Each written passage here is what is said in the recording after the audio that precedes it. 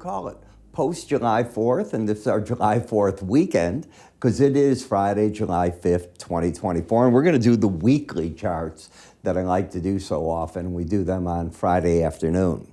Now, I do have to remind you before I get into anything here that my sale of 35% off ends this coming Monday. So you only have 2 full days to grab hold of it that I believe. I don't know what time it goes off the board on Monday. But it's iraepstein.com. Any course, 35% off. That's my full research course. That could be my enhanced Bollinger Band or my outside day course. Then, 1-year subscription purchase. And that means you can get the Spider only. You can go for the morning futures, or you can go for the full futures, which is my written updates, my special updates, special recommendation. I put out 2 of those today to give you an idea in terms of trade recommendations via the special update. And you put packages together. If you're a current subscriber, as long as you're upgrading, we'll honor that 35%. Makes it pretty simple. And I'm telling you, my next sale, I'll probably have one at the end of the summer. It's not going to be 35. It'll be a lower number. So when I tell you I'm going to keep lowering the amount you get off, I do that. Now, today we had important data. And what came out today was, let's go right here to the non-farms, then we'll come back to what's coming out. You had the non-farm payrolls. They expected 200,000, they got 206, and the employment rate went up to 4.1. Just as important, they lowered from 272, the May number, to 218, and they took the April number down about 56,000. So you've lost over 100,000 jobs in those 2 months. When you add it all together, your number's falling to the 200,000 and down number. That got people excited. They're going, okay, the labor market is weakening. It's not weak, it's weakening. What about the rate of pay? When you look at the month over month, the hourly earnings, it fell 1/10.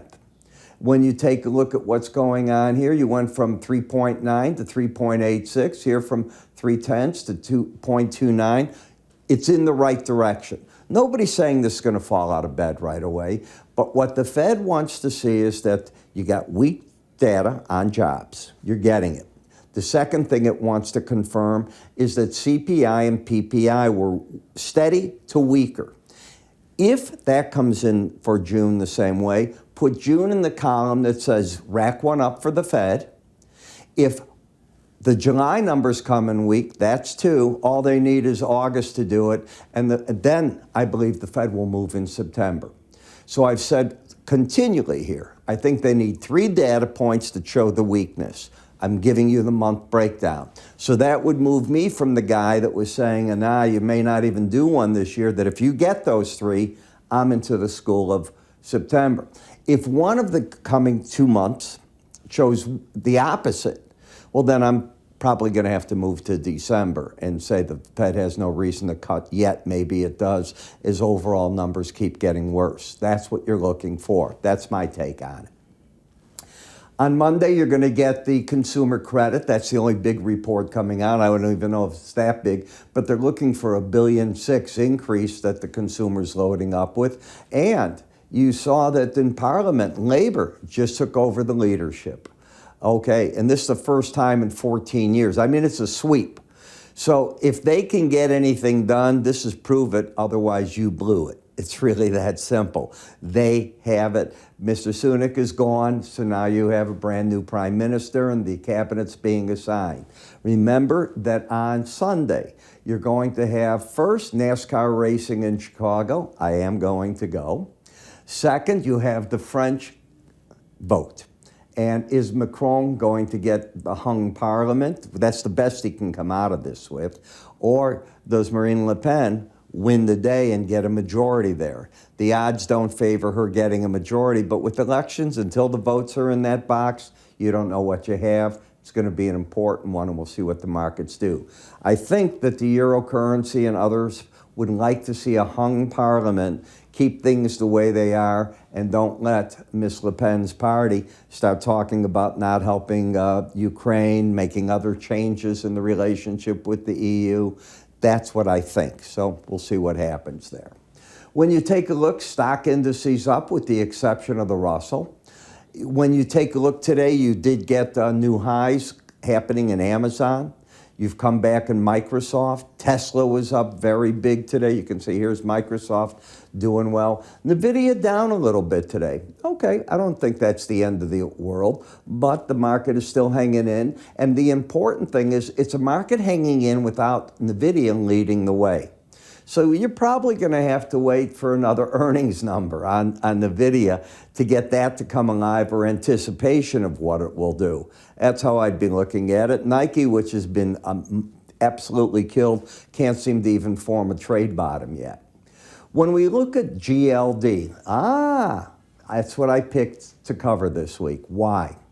Because if the euro is going up, the dollar down, and interest rates down, gold comes alive. When you look at the chart, and this is a weekly chart, you have a higher high and a lower low. That's not a trend just yet in the market. The market did exactly what I wanted it to. It fell back to the 18-week average to figure out what to do, and from there it's given you a pop to the upside. It is staying well confined in the Bollinger Bands, and you had an embedded reading that was lost, and after it was lost, you made your run right where I wanted it to, and now the market's coming alive and saying it wants to hold on. Interesting. When you look at RSP, which is what we covered last week, I'm going to repeat. I know that you're making new highs in some of the indices. I know that the S&P 500 index is acting completely different than this, but the equal weight index, not weighting the AI numbers, is a different world than you have in the S&P itself. When we look at Lilly, no difference. And now it's embedded. That means to me, on good breaks in the market, I think the pros are going to look to buy this market hard. In Dell, we haven't even gotten to the 18-week average. We had a market that's been in a corrective mode. It's trying to get to that number. You had this week an outside week up. So two things. Number one, if the market holds as is and doesn't take out this week's low, it's a continuation pattern of what, though? Well, that's the difficult part. You have lower highs and a higher low. I don't know what you have there. If you take out the low, I think you'll go to the 18-week average. Overall, I'm still very friendly this market because it's showing a resilience not to close under the 18-week average of closes. It's getting a buy signal. In ARM, you know what they hold. This is a chip maker holder, and look at this market is new basically, but it's bullish, holding on up to the upper Bollinger Band again. Meta, take a look at this, strong. But you're at the upper Bollinger Band in a market that is overbought.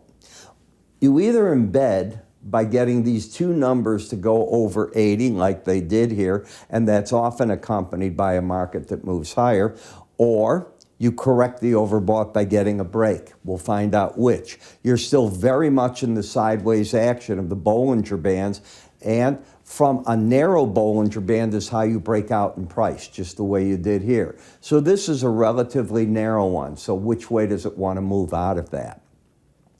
In KRE, I just can't get excited about the regional banks. And I realize not every one of them is going to have a major commercial real estate problem. Number two, when you get away from the big cities and you go to the local towns, the local villages, much smaller areas, their property value is not falling in line with the big cities. Give you an example. I read a report that commercial real estate, New York, Chicago, San Francisco, about 50% down, and this is a generality, in the center of the cities. Whereas if you go to the suburbs, 18%. So it's not quite the problem, but it's not good. It's still a problem for these banks. So I told my clients, I don't think it's the best place you can go get involved.